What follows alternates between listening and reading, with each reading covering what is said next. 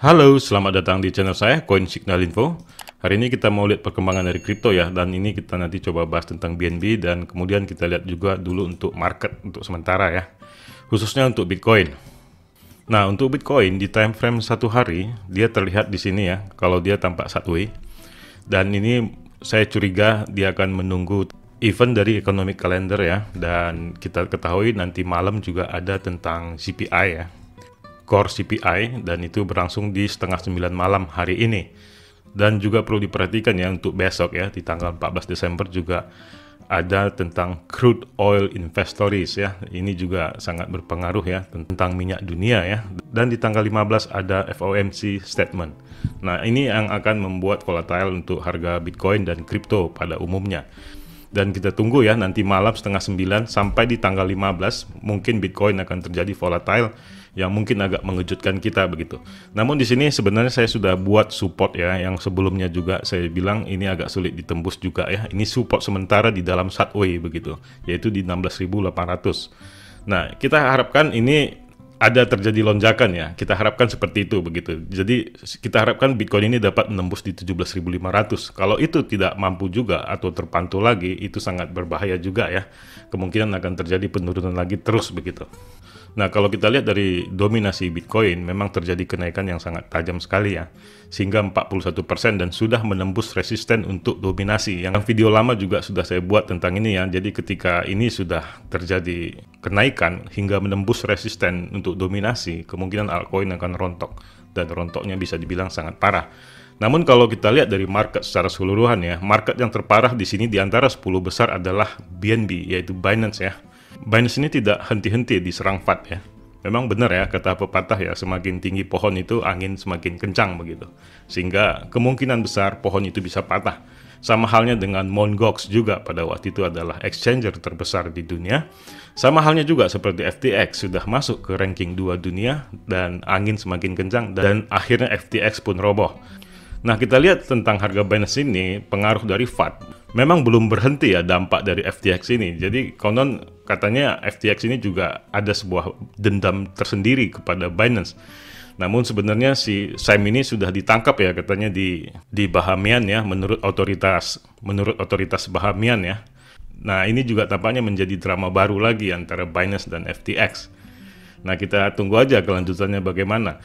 Dan kita lihat memang dari harga BNB juga sangat parah, terjadi penurunan sampai 9%. Namun yang menarik di sini antara FUD yang terjadi pada Binance, dia ketahan di support. Nah, di sini perlu kita perhatikan ya bahwa kekuatan dari Binance terlihat di support ini, dia tidak mampu menembus di harga $253. Nah, ini adalah support kuat untuk Binance. Nah, hal ini tidak bisa ditembus oleh FUD. Jadi dia ketahan di situ. Nah, kita harapkan ini juga tetap ketahan ya, karena si Binance juga tidak tinggal diam begitu. Dia terus menyatakan bahwa itu semua bohong begitu ya. Ya, kita harus tahu ya antara rumor dan fakta begitu ya. Dan kita tahu kenapa FUD itu terus berdatangan kepada Binance, memang ada sesuatu di balik ini semua antara FTX dan Binance. Seperti ini ya, kita lihat berita semakin mencekam sebenarnya untuk Binance. Arus keluar bersih aset kripto di Binance mencapai 900 juta US dollar dalam 24 jam terakhir. Sehingga itu membuat harga Binance ini anjlok. Namun ketahan tadi ya di harga supportnya. Kemudian tidak jauh waktunya si FTX ini ataupun si Sam ini tertangkap begitu, ditangkap di Bahamian. Jadi kan lucu ya, jadi sebenarnya kan mereka yang punya masalah, ya market bergerak begitu. Nah, itulah efek daripada rumor, berita, dan sebuah masalah internal di dalam perusahaan. Makanya kita harus tahu juga ya bagaimana kesehatan sebuah perusahaan sebelum kita investasi di dalam perusahaan itu. Nah, kalau kita lihat dari Fear and Greed Index, terjadi sebenarnya sebuah ketakutan. Tetap ya, tapi untungnya ini tidak ekstrim. Dalam kondisi fear, yaitu 27 poin. Namun dalam saat ini sebenarnya untuk Fear and Greed Index tidak bisa dilihat ya, karena ada rumor yang sangat penting antara Binance ini juga ya. Kemudian ada juga tentang economic calendar nanti yang harus kita waspadai. Jadi kita jangan berpatok dulu untuk Fear and Greed Index. Jadi kita lihat dulu untuk core CPI yang akan ada nanti setengah 9 malam ya. Kemungkinan juga Bitcoin akan ketahan juga sih menurut saya ya di harga 17.500 atau 17.400 ya. Kemungkinan yang paling berdampak nanti adalah tentang FOMC statement ini. Nah, kalau ini nanti terjadi ya seperti yang kita dengar sering ya di media, kalau ini juga nanti interest rate-nya dinaikkan, artinya si The Fed ini sudah main api begitu. Dan ini bisa berdampak secara global karena ya namanya sudah sembarangan ya cara si The Fed ini sebenarnya terlalu menyelamatkan negaranya sendiri tanpa memikirkan negara-negara yang bekerja sama dengan dia begitu. Namun kita lihat lagi kembali ke market ya. Kalau dalam waktu 24 jam ini yang paling parah memang Binance ya. Sangat miris sekali sebenarnya kita lihat kondisi seperti ini. Dan berita-berita juga tidak berhenti tentang Binance, yaitu ini salah satu laporan penyimpanan Binance terbesar, withdrawal, pelanggan meningkat tajam. Jadi pada narik duit semua tuh, ditukarin ke USDT begitu ataupun stablecoin. Namun kalau kita lihat di Twitternya si Jet ya, dia juga mengatakan ya dengan menegaskan begitu, ignore FUD, keep building. Jadi jangan peduli tentang FUD begitu, tetaplah membangun. Memang sebenarnya kalau kita lihat kondisi market seperti ini, kesempatan yang bisa kita ambil hanyalah di Binance. Justru Binance ini dalam kondisi diskon. Dia juga tidak mau ngedam nih sebenarnya, cuman dia diserang FUD. Jadi sebenarnya suatu hal yang menarik ya, ketika kripto itu kena FUD, itu adalah kesempatan sebenarnya buat kita, khususnya para investor, bahkan juga untuk para trader ya.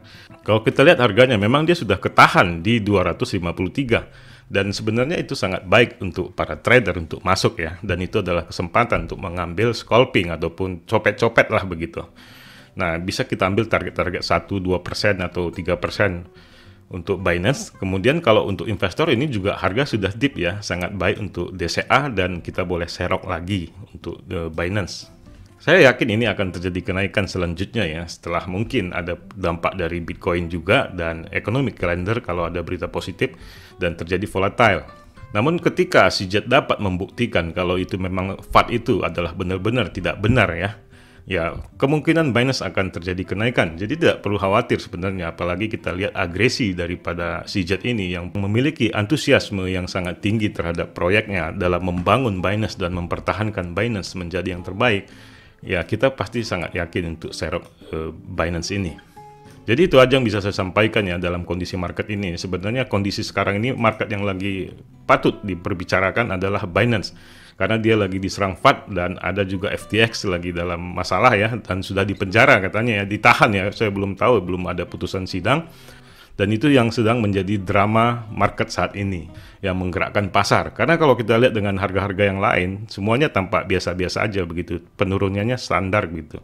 Ada yang hijau plus 1%, ada minus 1%, standar lah. Kalau saya bilang ini masih gaya sideways begitu. Sementara untuk Binance ini sudah tampak dumb ya, dan dia adalah koin satu-satunya yang dumb di antara 10 besar ataupun di ranking 20 besar.